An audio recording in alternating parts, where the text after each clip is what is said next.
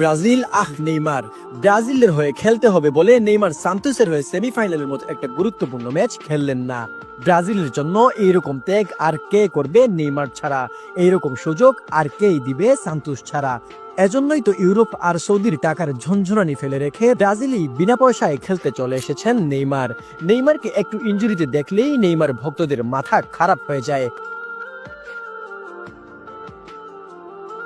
গতকালও যখন নেইমারকে শুরুর একাদশে দেখা গেল না, তখন অনেকেরই মাথায় হাত। হায় রে, তাহলে কি আবার ইনজুরিতে নেইমার? সামনে আর্জেন্টিনা কলম্বিয়ার সাথে বিগ ম্যাচ, এই ম্যাচে কি খেলবেন না নেইমার?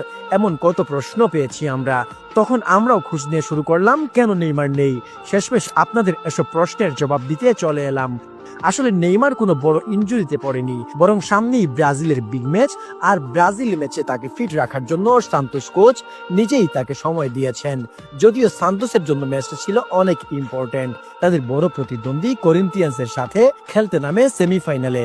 কোনো সেকেন্ড লেগ নেই, জয় পেলেই ফাইনাল। হারলে